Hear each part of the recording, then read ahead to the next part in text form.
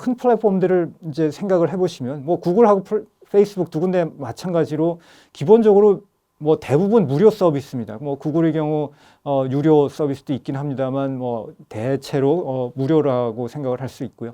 그러면 이런 회사들은 어떻게 해서 비즈니스를 하냐? 결국은 이런 회사들이 이제 핵심적인 수익원은 광고가 되죠. 그리고 광고는 이제 이용자들에 대한 분석을 전제로 한 맞춤형 광고가 됩니다. 그래서 이용자들에 관한 데이터를 이제 수집을 하고 분석을 하고 프로파일링을 하는 것들이 인터넷 플랫폼 생태계에 있어서 사실은 뭐 실컷 좋건 이제 같이 굴러가는 동전의 뒷면 같은 현실이 되었습니다. 그래서 데이터 수집이라고 하는 게 어떤 식으로 일어나고 있는지 이제 그런 얘기로 넘어가서 보면요. 모든 분들이 스마트폰 하나씩 있을 것이라고 생각을 하는데요. 이 스마트폰 통해서 데이터 수집이 뭐 일상적으로 일어나고 있는 것이 현실입니다. 이걸 이렇게 레이어를 층위를 나누어서 생각을 해보시면 우리가 스마트폰 통해서 인터넷을 이용하는 것은 앱을 이용하는 경우가 많죠. 그래서 맨 위에 그 층이 앱에 관한 것입니다. 앱을 다운로드하고 이용을 시작할 때 보면 앱에서 이제 설명을 해주죠. 이러이러한 정보들을 수집합니다라고 설명을 하죠. 이제 그래서 앱 회사가 정보를 수집하는 것이 있고요. 저런 층위 개념적으로 보면 그 밑에 깔려 있는 것은 운영체계 OS입니다. 그 OS라고 하는 것은 어떻게 보면 하드웨어나 소프트웨어가 같이 굴러가게 하는 데 있어서 어떤 밑에 깔리는 인프라적인 역할을 하죠. 그리고 그 인프라가 적절히 잘 굴러가기 위해서는 일정한 수준의 정보 수집이 필요합니다. 그래서 아무튼 그런 운영체계 운영을 위해서 필요한 정보 수집이 이루어지고요. 그 다음에 하드웨어, 기기를 만드는 회사에서도 정보 수집을 하게 됩니다. 뭐 삼성, 뭐 LG, 뭐 이런 회사들 또는 애플 이런 회사들 정보 수집을 하게 되는 것이고요. 그리고 조그만 카드, 심카드라고 부르지요. 심카드는 기본적으로 통신사와 관련이 있는 겁니다. 그래서 통신사와 기기 사이의 정보를 주고받는 그런 맥락에서 일정한 정보 수집이 이루어지게 되고요. 일부는 통신사하고 직접 연동이 되어 있고 일부는 통신사와 직접적인 연결은 없는 경우도 있습니다. 뭐 와이파이를 쓴다거나 이런 거는 통신사로부터 이제 한 단계 떨어져 있는 거죠. 그래서 아무튼 인터넷 연결이 이루어지는 맥락에서도 일정한 정보가 수집이 됩니다. 몇 개의 층위, 레이어를 나눠서 볼 수가 있고요. 그리고 각각의 레이어에서 수집이 되는 정보의 내용과 그 종류와 분량과 이런 것들이 다 약간씩은 다르게 됩니다. 일반적으로는 우리가 앱을 통해서 정보가 수집되는 부분이 가장 이제 관심을 많이 갖게 되는 면이고요. 앱을 통해서 정보를 수집할 때 이제 중요한 거는 이제 수집하는 입장에서 중요한 것은 이 앱은 어떤 이용자로부터 어떤 정보를 수집하는지에 관해서 일종의 어떤 번호 같은 거를 부여를 해서 일관성을 확보하는 것이 중요합니다.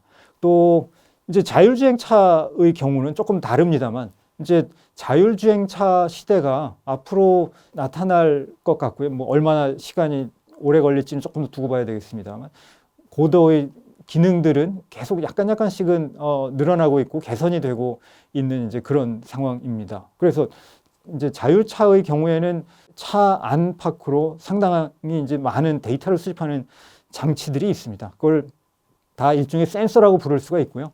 제일 흔하게 자율주행차의 경우 독특하게 눈에 띄는 거는 차 윗부분에 주로 있는 이제 라이다라고 불리우는 기기입니다. 라이다는 레이저를 이용하는 겁니다. 레이저를 이용을 해서 차 주변 360도로 말하자면 그림을 윤곽을 찾아내는 것이고요. 그래서 물체나 이제 물건, 뭐 사람일 수도 있고요. 를 인식하는데 핵심적인 역할을 하게 됩니다. 그리고 카메라가 같이 장착된 경우도 있고요.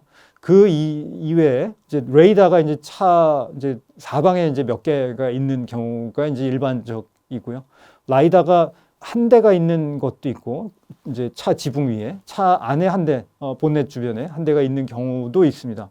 뭐 라이다를 안 쓰는 방식도 있기는 하고요. 그리고 차의 트렁크나 어딘가에 컴퓨터가 들어가게 되죠. 그리고 센서를 통해서 정보를 수집을 하고 그러면서 주변 환경을 인식을 하게 되는 겁니다. 그래서 지금 내가 가는 길, 운행 환경에는 내가 기존에 갖고 있는 데이터를 통해서는 도로 상황이 이렇고 지도가 이렇다라는 거를 알고 있는 것을 대체로 전제를 하고요. 그리고 실제로 실시간으로 데이터를 수집을 해서 내가 갖고 있던 데이터랑 같네. 이 방향으로 이렇게 가면 되겠네.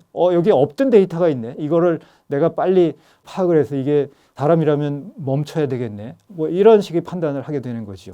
그리고 차 안에도 다양한 유형의 센서들이 있습니다. 자동차 페달에도 이제 각각 센서가 있고요. 타이어에도 센서가 있고요. 또 사람들이 가지고 있는 그 웨어러블 기기 같은 거가 이제 자동차와 연동이 되기도 하고요. 또는 자동차에 이제 그 주변에 이제 카메라를 포함한 센서들이 있으니까 주차할 때 도움을 주기도 하고요. 아니면 반자동 주차 시스템이 있기도 하죠. 이런 것들이 이제 다 완전한 의미의 자율주행차는 아니지만 자율주행차로서의 부분적인 기능들을 이제 보여주게 되는 것이죠. 그래서 저런 정보들을 어떤 식으로 수집하고 어떤 용도로 쓰게 되냐. 예를 들면 브레이크 페달을 얼마나 자주 밟는지, 그리고 다른 사람들에 비해서 이 사람이 얼마나 거칠게 이용을 하는지, 이런 걸 가지고 자동차 보험료를 차등적으로 부과를 하는 그런 식의 서비스도 외국에는 있습니다. 그러면 그 서비스가 일부 이용자들한테는 뭐 되게 이제 반가울 거고요. 또 다른 일부 이용자들한테는 되게 부담스러운 게 될 수 있겠죠. 이제 저런 데이터를 모은 다음에 플랫폼 기업들 포함해서 아무튼 데이터를 이제 모은 곳은 분석을 하게 되죠. 분석의 상당 부분은 프로파일링이라고 할 수가 있겠습니다. 프로파일링은 뭐 여러 가지로 정의가 될 수 있겠지만 그냥 직관적인 쉬운 프로파일링의 개념은 사람들을 여러 가지를 특징이 무엇인지 그 특징을 추출해서 이 사람은 이런 종류의 사람이다라고 그 사람을 어떤 그 유형화해서 이제 판단을 하게 되는 겁니다. 뭐 당연히 이거는 통계적인 유형화가 되고요. 개인에 따라서는 동의하지 않을 나는 그 그룹 아닌데 라고 판단할 가능성도 당연히 열려 있습니다. 그래서 통계적인 추론이 전제가 되기 때문에 정확할 수도 있고 아닐 수도 있고 통계적인 오류가 나타날 가능성은 당연히 열려 있습니다.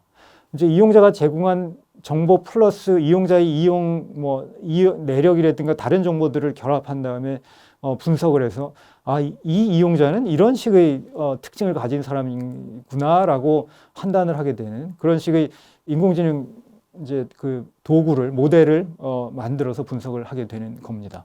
특히 이제 데이터 중에 실제로 중요한 거는 이제 개인 정보가 섞인 데이터가 될 텐데요. 그런 정보가 인공지능 훈련을 위해서 뭐 상당한 양의 데이터가 필요하고요. 그리고 그 인공지능 훈련 마친 거를 확인하고 테스트하는 과정에서 또 필요하고요. 실제로 뭐 프로파일링을 하거나 한 다음에 이렇게 적용하고 응용 또 디플로이하는 과정에서 또 데이터가 필요하게 됩니다. 그리고 마무리하면서 제가 강조를 드리고 싶은 것 하나는 훈련용 데이터가 뭐 굉장히 이제 중요하다. 많이 있어야 모델이 잘 굴러갈 수도 있을 뿐더러 훈련용 데이터가 어떤 편향이 있으면 결과값에 굉장히 큰 문제나 오류가 발생을 할 수가 있다라고 말씀을 드리겠는데요. 그런 점에서 애초에 학습용 데이터를 어떤 식으로 추출해내서 이용하냐 하는 게 굉장히 중요한 요소다라는 말씀을 드리면서 이제 강의를 마치도록 하겠습니다.